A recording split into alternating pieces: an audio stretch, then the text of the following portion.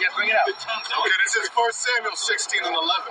It says, and Samuel said unto Jesse, are here all thy children? And he said, there remaineth yet the youngest, and behold, he keepeth the sheep. And Samuel said unto Jesse, like you see this woman right here? You see this pretty sister right here? She would be considered ruddy. She would be considered tender. All right? So you can understand. so you can understand. That's right. That's right. It said, Bring it to him. Give it to him. I was looking up ruddy, and I was looking up ruddy, and one of the synonyms for ruddy was blooming. And blooming, you got an example, it says, the blooming faces of children at play, great outdoors. Though that the royals were blooming idiots for, basically the children. Right. Which is tender. You know, you're still growing. You're still a young man. Because it doesn't make no sense for Goliath not to want to fight King David because he was red. That's just like you about to get in a fight with somebody. You tell him, look, I'm not going to fight you because you got blue eyes or you got green eyes. That don't make no damn sense. Read the scripture. Let the scriptures. Let the scriptures speak. You know. That's right. You can never go wrong. You let the scriptures speak. So this is 1 Samuel 16 and 11. It says, and Samuel said unto Jesse, are here all thy children? And he said, there remaineth yet the youngest, and behold, he keepeth the sheep. And Samuel said unto Jesse, send and fetch him, for we will not sit down till he come hither. And he sent and brought him in. Now he was ruddy and withal of a beautiful countenance, and goodly to look to. And the young, meaning he was handsome. You know. Now his son was considered the handsomest man on the planet Earth, in the history of the earth. That was Absalom, man. They said that he had no blemish on him, man.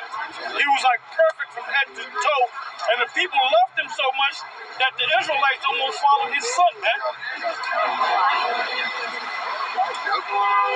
It says, now he was ruddy and withal of a beautiful countenance and goodly to look to. And the Lord said, arise, anoint him, for this is he. That's right. Now jump to the 17th chapter. Okay, so this is 1 Samuel 17 and 41. It says, and the Philistine, Goliath, came on and drew near David. And the man that bare the shield went before him. And when the Philistine looked about and saw David, he disdained him, for he was but a youth and ruddy. Right. And that's the reason why Goliath didn't want to fight King David, or he didn't want to fight David at the time, because he was a young boy.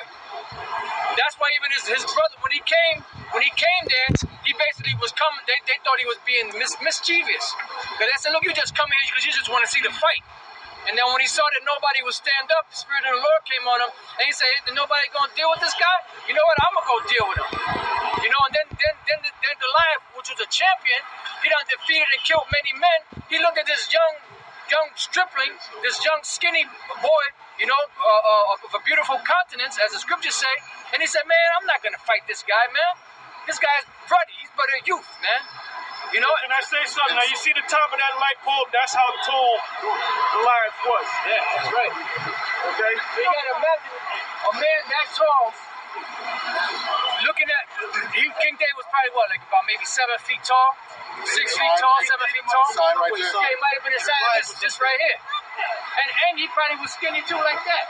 You know, and Goliath was a big man. I'm not gonna fight this guy. So in other words, it's like if he would have won the fight, right, which he didn't, then what accomplishment, yeah, it wasn't a challenge to him. You know, right? It was like an insult. That's why he said, this guy's ruddy. He's a gender. He's a youth. Even King Saul said, whose stripling is this? You know, because he was a young man.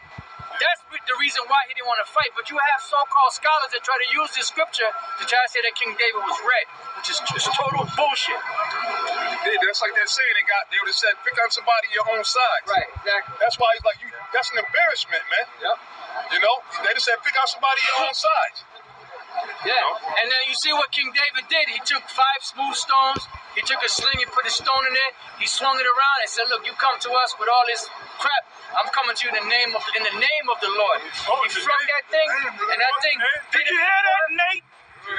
Yep. Hey, the Most High himself, the angel guided that stone and hit this dude Goliath in the forehead. It sunk into his skull. He fell down, and King David took his sword, and chopped his head off with it. Got it. Bring it out. Okay. This is so verse 42. And when the Philistine looked about him and saw David, he disdained him. That's right. For he was but a youth. He disdained them. You know what it means to disdain somebody? It means to look down upon her like, come on, man. What? Go ahead. Yeah, like He disdained a it. nigga woman looks at you and shut up. Yeah, like the black woman looks at you right now with disdain and disgust.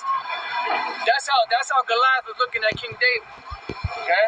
He disdained him, for he was but a youth and ruddy and of fair countenance. And the Philistine said unto David, Am I a dog that thou comest to me with staves? And the Philistine cursed David by his gods. And the Philistine said to David, Come to me. See? He said he cursed David by his gods, by the Philistines' gods. Dagon and all them other gods that they had. So he came to him with that crap. Well, watch what King David said. And I will come to me, and I will give thy flesh unto the fowls of the air. I mean, he was talking big time shit. He said, "Come to me, son of Jor-El." And to the beasts of the fields. Then said David to the Philistine, Thou comest to me with a sword, and with a spear, and with a shield. Yep. But I come to thee in the name of the Lord of hosts, the power of the armies of Israel, whom thou hast defied. Right, that's why you listen in General Yohanan, that's why the Lord is known as the Lord of Sabaoth, the Lord of hosts, the Lord of armies. Okay? Read that part again. No, it's talking about the The Sabbath, Lord of man. the Sabbath. Man. Then you notice he said the name. That's right. Shows you the name is important. Come. Like we're saying, you got these guys, they'll buy anything, man. You got this guy, Nate, talking about the name of the Lord is not important. And you got, like Elder you got cocksuckers that buy that shit. Yeah, that's right. Even people in the world, even their name is important. Yeah. You know, if you mess up on somebody's name, they want to correct you. Oh, remember that chick when you went to get the phone? You called her Mary? Oh, yeah. She said, no, Marty. Adi, yeah. You know? Even when you get a license or bank card, they spell your name wrong, you get fucking pissed off. Yeah, that's what my name is. So how much more the name of the Heavenly Father and the Son? Very important. But we don't give a shit. We're going to continue to keep pushing that name, the name of the Heavenly Father and the Son. Yep. And we're the only ones that really stress on the name. I mean, you got other camps that speak on the name of the Lord, but we're the only ones that mainly stress having to learn the name of the Most High and the name of His Son, Yahushua, in the Hebrew. In the Hebrew. And we also stress for you brothers to learn the Hebrew. Yep. Learn your maps.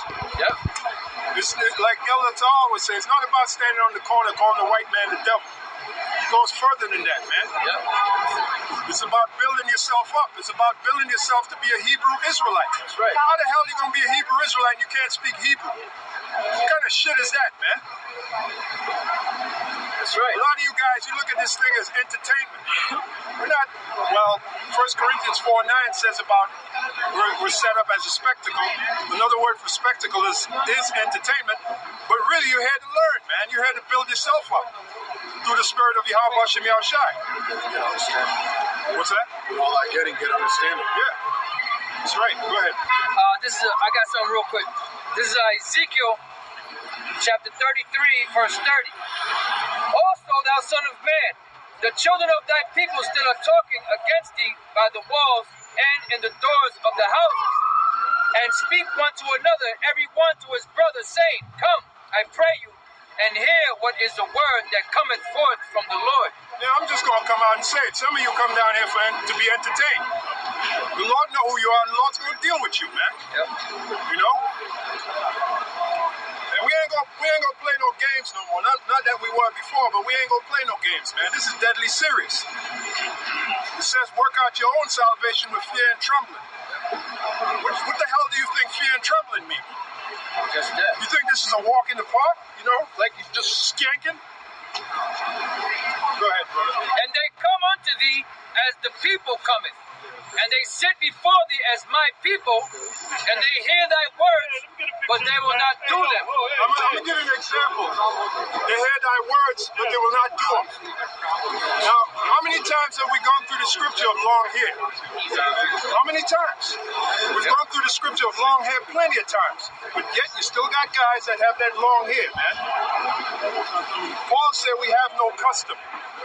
No such custom. He said it's a shame for a man to wear long hair. All right? So that's just one example. And beards too. And what about the beards? A lot of you guys, you like the long hair, but when it comes to the beard, you barely got a beard. You know why? Because the women don't like the beard. So in reality, your passion is really for the women. Your passion is not for the word of the Lord or what the Lord said to do. Now I wonder if that woman is going to save you when the moment comes. You think she's going to jump in front of you and I'll save you, my Lord? She's going to be running to save us, can't you? But with their mouth, they show. We got to be straightforward, man. We got to be straightforward. That's how we got to be. Number 4, right? Hey, how you doing? All right. But with their mouth, they show much love, but their heart goeth after their covetousness. You got the long hair.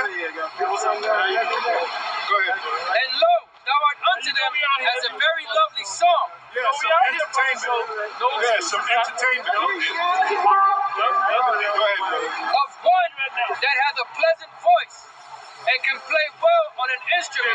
For they hear thy words, But they hear thy words. He's up there? But they hear thy words. Go ahead. but they do them not. But they do them not. Yeah. But he's a demon. He's a damn demon. Go ahead, brother. And when this cometh to pass, And when this cometh to pass, go on. lo, it will come. Go on. Then shall they know that a prophet hath been among them. That's how you're going to know that a prophet's been among you. And what does the word prophet mean? It means to say before. That's all it means. There's nothing mystical about the word. It just means to say before. Represent the chip.